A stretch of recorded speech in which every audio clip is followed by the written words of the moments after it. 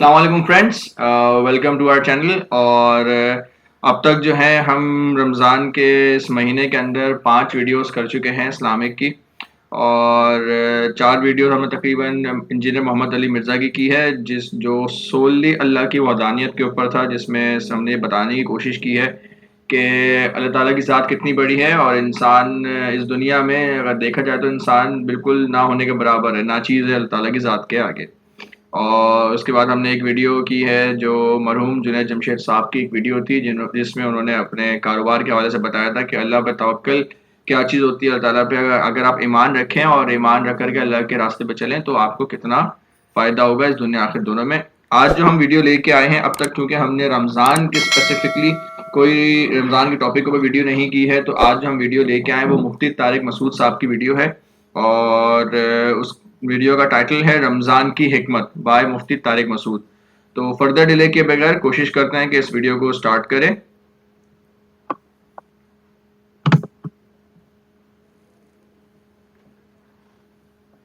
Subscribe کر دیں، ان کو سبسکرائب کر دیں آپ.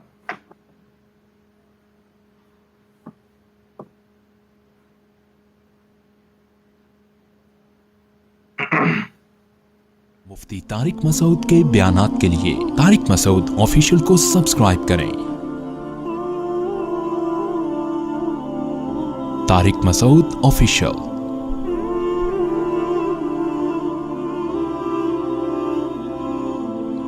تو بھائی اللہ تعالیٰ نے دین کو، جلدی سے بات سمیٹ کے ختم کرتا ہوں، دین کو اتنا مشکل بنا دیا. 5 ٹائم نماز ہے، سال زندگی میں 1 دفعہ حج ہے، زکوٰۃ بھی ہے، پھر رمضان کے.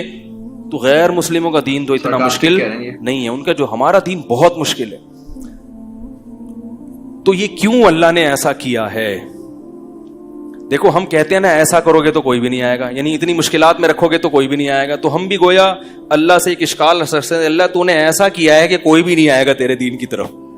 غیر مسلم تیرے دین کو فالو، وہ کہیں گے اتنی مشکلات ہیں یار، ایک نماز ہوتی، ہم تو ہفتے میں 1 دن جاتے ہیں عبادت کا، یہ صبح صبح اٹھا دیتے ہیں ہمیں، فجر میں، پھر ظہر میں، پھر عصر میں، پھر مغرب میں، پھر عشاء میں. اور سردیوں میں تو ٹھکا ٹھک چل رہا ہوتا ہے حساب کتاب، دن چھوٹے ہوتے ہیں نا. ابھی ظہر پڑھ کے آئے ہیں تو عصر پڑھ کے بھی آئے نہیں تو پھر مغرب. تو یہ کیا ہے؟ یہ انسان سوچتا ہے ایسا الٹی سیدھی بات. اور پھر رمضان میں اتنی ٹینشن کہ اللہ تعالیٰ نے اگر ہمیں 12 13 14 15 16 گھنٹے بھوکا رکھنا ہی تھا تو کھانے کے جو 2 ٹائم تھے وہ ایسے ٹائم دیے جاتے جو نیچرل ہوتے. صبح 8 بجے کا اللہ کہتے ناشتہ کر لو اور رات 8 بجے افطاری کر لینا، 12 گھنٹے بھی ہو جائیں گے اور ہمارا ایک دوپہر کا کھانا کیا ہو جائے گا؟ ناغا ہو جائے گا. تو چلو ساری زندگی دوپہر کھاتے رہیں، ایک دفعہ لنچ کا ہم نے کیا کر لیا؟ ناغا. اللہ نے ٹائم تو وہی رکھا لیکن جو کھانے کے اوقات ہیں وہ بڑے عجیب رکھ دیے. صبح 3:30 بجے اٹھ کے کھاؤ. یہ پوری دنیا میں کسی کے کھانے کا ٹائم. ارے بابا، آپ کو کوئی ولیمے کی دعوت کرے کہ میرے بچے کی شادی ہے، ولیمہ ہے، آپ لوگ آئیں. جی ضرور آئیں گے. کس وقت آئیں؟ 3:45 بجے صبح. آپ بولیں گے جب یہ تم کو لڑکی والوں نے قبول کیسے کر لیا ہے بھائی؟ تحقیق نہیں کی تھی کہ پہلے کوئی ٹیسٹ نہیں کروایا تھا دماغ کا؟ صبح کا ناشتہ ویسے تو سب لوگ رات 9 بجے کا کھانا رکھتے ہیں، چلو تم دوپہر کا رکھ لیتے، نہیں تو صبح کا ناشتہ کر لیتے 8 بجے 6 بجے فجر کے بعد. 3:45 3:30 پاگل ہو گیا کیا کہیں گے نا لوگ. اور پھر لڑکی والوں کو جا کے بولیں گے ابھی سے رشتہ ختم کروا دو، مجھے کچھ ان کی سیٹنگ آؤٹ لگ رہی ہے. اللہ نے کہا کہ کب اٹھ کے کھانا ہے. روزہ رکھنا جتنا مشکل کام ہے نا، اتنا ہی مشکل صبح اٹھ کے نیند قربان کر کے کھانا کھانا. اتنی ٹینشن. اور پھر اللہ نے جو مغرب کے وقت جو کھانے کی اجازت دی اس میں نماز بھی ساتھ ہی لگا دی. تسلی سے بیٹھ کے کھا بھی نہیں سکتے. بھوک اتنی ہوتی ہے، پیاس اتنی ہوتی ہے کہ بچے کھا جائے آدمی، دل چاہ رہا ہوتا ہے. حقیقت ہے اس وقت کنڈیشن یہ ہوتی ہے، بیگم ذرا یہ دہی بڑے ہیں، یہ ذرا سنبھال کے رکھو، میں نماز کے بعد آ کے کھاتی. یہ والا پکوڑا یہ کھانے نہیں دینا کسی کو، یہ آج پکوڑے بہت مزے کے بنے ہوئے، آدھا رکھ لیا آدھا. اور انسان کی فطرت ہے کہ کھانے کے دوران جب 10-15 منٹ کا وقفہ ہو گیا تو بھوک، اب وہ مزہ نہیں آتا. افطاری گئی, سمجھ رہے, اب مزہ نہیں آئے گا.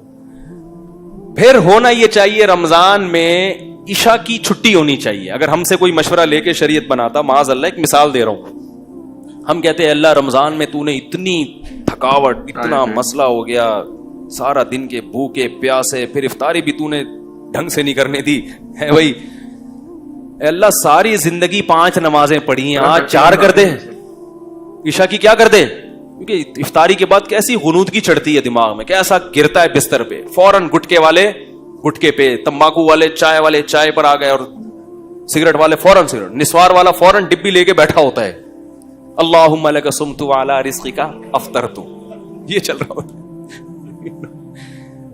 اس کا دماغ صحیح کام نہیں کر رہا ہوتا. تو اللہ نے بجائے اس کے کہ عشاء کی چھٹی ہو جاتی, عشاء کے ساتھ تراویح کی نماز بھی لگا دی. اب وہ کتنی رکعتیں, اس پر میرا ایک بیان ہے, سن لیجئے گا. ہمارے نزدیک 20 رکعتیں ہیں, لیکن ہم 8 والوں کو بھی گمراہ نہیں کہتے, لیکن جو راجح قول ہے ائمہ اربعہ کا مذہب, صحابہ کا, تابعین کا, وہ کتنی رکعتیں ہیں, اس پر میرا بیان ہوا ہوا ہے. 7-8 سال پہلے میں نے دلائل سے بیان کیا تھا, پوری ایک ایک دلیل اس میں بہت تفصیل سے, 1.5 گھنٹے کا بیان ہے. جس کو اشکال ہو وہ سن لیجئے گا. وہ غیر معروف چینل سے اپلوڈ ہوا ہے, تو میں ابھی اس کو انشاءاللہ اپنے چینل سے بھی اپلوڈ کروا دوں گا. تو اس میں بہت مضبوط دلائل کے ساتھ, دونوں طرف کے دلائل کے تجزیہ لے کر بتایا گیا ہے کہ یہ پوری امت کا اجماع چلا آ رہا ہے اس پر, سمجھ رہے ہیں. تو آپ وہ سن کے پھر تبصرہ کیجئے گا, ایسے ہی تبصرہ نہ کر دیجیے گا. اچھا خیر, لیکن بہرحال آپ 8 پڑھیں 20 پڑھیں, اتنا بڑا مسئلہ نہیں ہے. لڑیں گے تو مسئلہ زیادہ کھڑا ہوگا. آپ کو جو سمجھ میں آتا ہے کریں, جو دوسرے کو سمجھ میں آ رہا ہے اس کو چھیڑیں نہیں, مسئلہ چھیڑ خانی سے خراب ہوتا ہے. تو ہمارے نزدیک تراویح کی جو سنت نماز ہے وہ کتنی ہے, 20 رکعتیں. یہی چاروں ائمہ کا مذہب, یہی صحابہ کا, خلفائے راشدین کا, اور یہی امت میں صدیوں سے اس پر اجماع رہا ہے. علامہ ابن عابدین نے اپنے دور میں آج سے 150-200 سال پہلے لکھا ہے کہ پوری امت میں کہیں ایک جگہ بھی ایسی نہیں جہاں 20 رکعت سے کم ہو رہی ہو تراویح. تو اجماع امت خود ایک دلیل ہوتی ہے. خیر, تو ہونا یہ چاہیے کہ چھٹی ہو جائے, لیکن اللہ نے وہاں بھی کیا کر دیا, کھڑے ہوئے. پھر وہ رکعتیں عام نمازوں سے بھی لمبی ہوتی ہیں, عام نمازوں سے بھی لمبی. کتنی لمبی نماز, کتنی لمبی. پھر بس صبح اٹھنا بھی ہے سحری میں. تو یہ سب ٹینشن اللہ پتہ ہے کیوں دے رہے ہیں, بس بات ختم کرتا ہوں, اپنی محبت کی چنگاری پیدا کرنے کے لیے. جس کے لیے قربانی دی جاتی ہے اس کی محبت آہستہ آہستہ دل میں پیدا ہوتی ہے. محبت دودھ جلیبیاں کھانے سے پیدا نہیں ہوتی, محبت محبوب کے لیے قربانی دینے سے پیدا ہوتی ہے. جب تک محبت نہیں ہوگی محبوب کی اطاعت, بولو بھائی, نہیں ہوگی. اسی وجہ سے رمضان سے پہلے جو ہماری کنڈیشن ہوتی ہے, آخری عشرے میں دلوں کی حالت الحمدللہ کیسا ہی سخت دل ہو, کچھ نہ کچھ دل اس کا تبدیل ہو چکا ہوتا ہے. افسوس اس پر ہے کہ پھر اس دل کی تبدیلی کو بچا کے نہیں رکھتے, عید کے دن وہ سب ریورس کر دیتے ہیں ہم. اللہ نے تو اس گاڑی کو ٹریک پہ چلا دیا رمضان میں, اب چل رہی ہے تو چلاتے چلے جاؤ. ہم عید میں دوبارہ کچے میں اتار لیتے ہیں اس کو, ٹھیک ہے نا, دوبارہ نہ اتارو. تو ٹریک پہ چلنا مشکل تھا, اللہ انگلی پکڑ کے رمضان میں ہمیں ٹریک پہ چلا دیتے ہیں. تو اس لیے میرے بھائی اگلے ہفتے پھر انشاءاللہ اسی موضوع پر بیان ہوگا. خوشی اور رغبت کے ساتھ رمضان کے روزے رکھا کرو, یہ اللہ کی بہت بڑی نعمت ہے.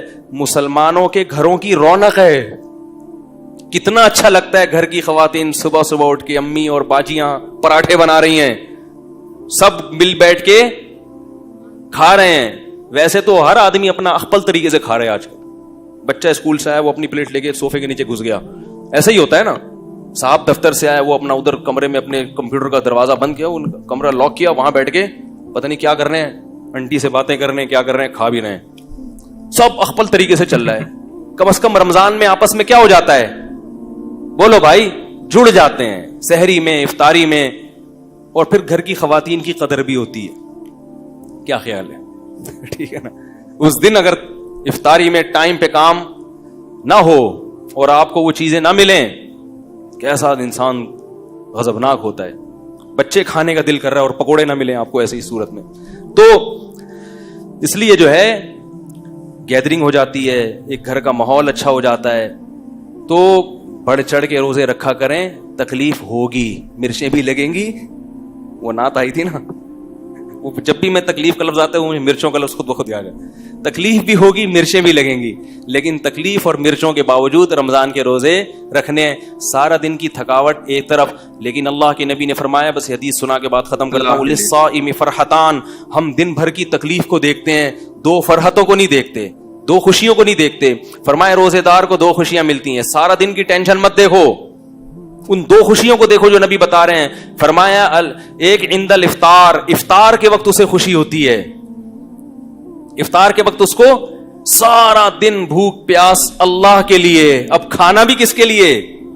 تبھی نبی کیسی پیاری دعا پڑھتے تھے افطار کے بعد, ذهب الظما, آپ صلی اللہ علیہ وسلم فرماتے تھے پیاس چلی گئی, وابتلت العروق, اور رگیں تر ہو گئیں, رگیں تر ہو گئی, یہ اپنا مزہ.